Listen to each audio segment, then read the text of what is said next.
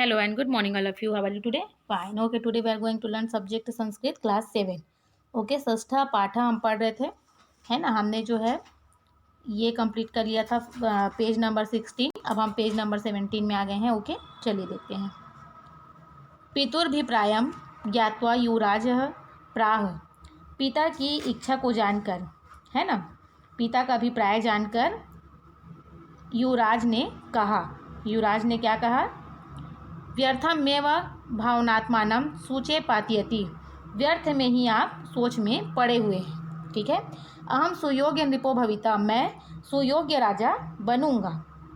कौशलेन च, और कुशलता से राज कार्य का संचालनम करिष्यामि, संचालन करूंगा। अहम नितरां, मैं अत्यंत बुद्धिमांश्च चतुरो धूर्तश्च अभवत्, मैं अत्यंत ही बुद्धिमान, चतुर और धूर्त हो गया हूँ। स्वसुतस्य, अपने पुत्र की आत्म प्रशंसा कर्ण्यम, अपनी स्वयं की अपने पुत्र की आत्म प्रशंसा को सुनकर, है ना, स्वयं के द्वारा की गई प्रशंसा को सुनकर मृगपति संतुष्ट, शेर संतुष्ट होकर संप्राह बोला। कुतः समासादिता गुणाश्चैते त्वया, ये गुण तुमने कहाँ से सीखी? युवराज अवदत्, तो युवराज ने क्या कहा? गर्दभाणाम सुकणाच संसदी वर्षमेकम न्यवसम, युवराज ने कहा गधे और सुएं के संसर्ग में 1 वर्ष रहा हूँ। तत्श्रुत्वा, उसे सुनकर मृगपति भृशम संक्रुद्ध संप्रोवाच, शेर जो है क्या हो गए? अत्यंत क्रोधित होकर बोला। रे बालिस, अरे मूर्ख, न त्वया मत कथनानुसारम बुद्ध जनानाम समीपम न गच्छ, तुम मेरे कहे अनुसार क्या है, बुद्धिमान लोगों में नहीं गए। न गच्छत, न त्वम मद्राज्यस्योत्तराधिकारी भविष्यसि, तुम मेरे राज्य के क्या है, उत्तराधिकारी नहीं बनोगे। गच्छ, जा। आसमान नीचे सह चानंद अनुभव कालक्षेपम कुरु, जाओ और अपने से नीचे लोगों के साथ आनंद का अनुभव करो। स्वपितरम संतप्तम विलोक्य चात्मग्लानिना संतप्तोयम युवराजः प्रचलितः पुनः सज्जनान वेष्टु, ठीक है।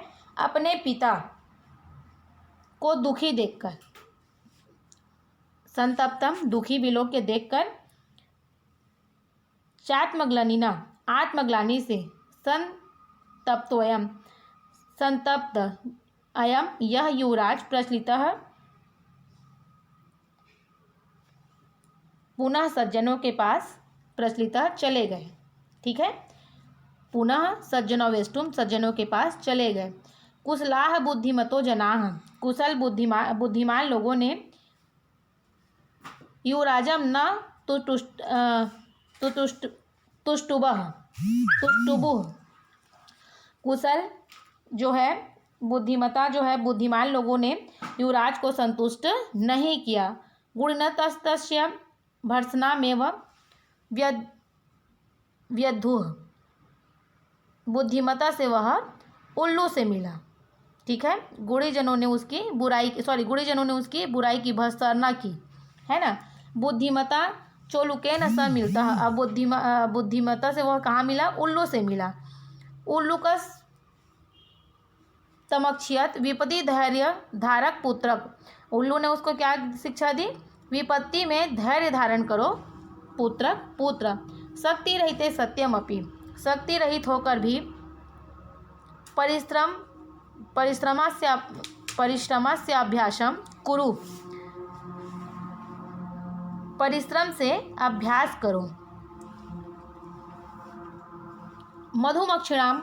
मधुमक्खियां दिनचर्या विलोक्य, मधुमक्खियों की दिनचर्या देखकर युवराज च आश्चर्यचकिता अभवत्, देखकर आश्चर्यचकित हो गया। अहो, अरे, अहर्निशमेते परोपकारेण प्रवृत्ताः, इनकी दिन रात परोपकार की प्रवृत्ति है। इत्थं संतुष्टः सन स पितुः समीपम आगच्छ, इससे संतुष्ट होकर वह पिता के पास गया।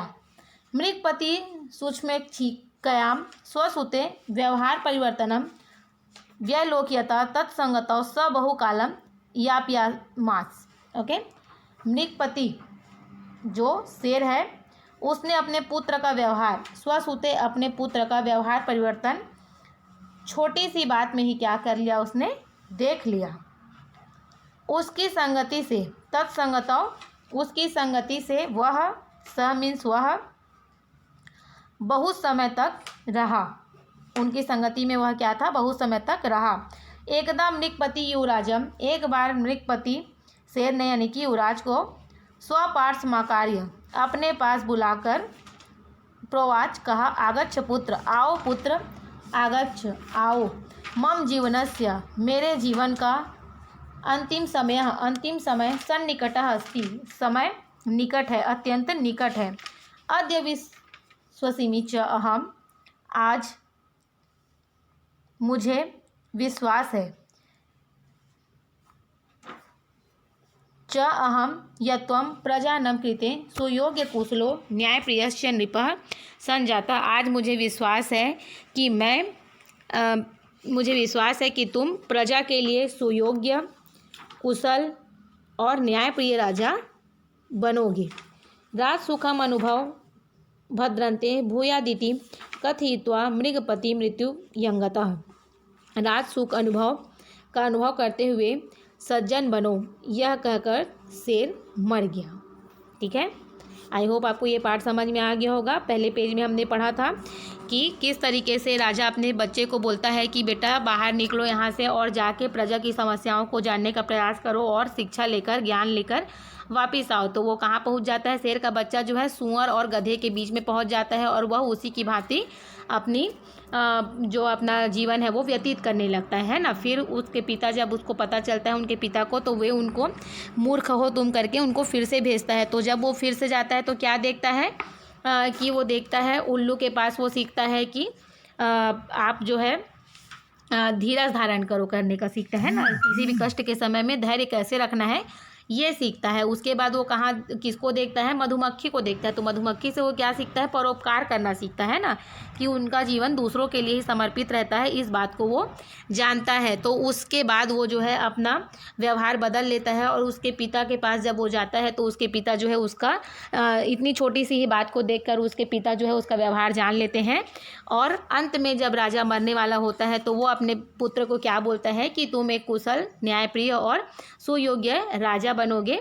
यह कहकर जो है राजा जो है ख़त्म हो जाता है, मर जाता है। ओके, आई होप आपको ये पार्ट समझ में आ गया होगा, इसका सार भी समझ में आ गया है। आप इसको अपने घर पे रीड करिए और इसका अनुवाद जो है अर्थ इसको मेमोराइज़ करिए। ओके, अभी के लिए थैंक यू।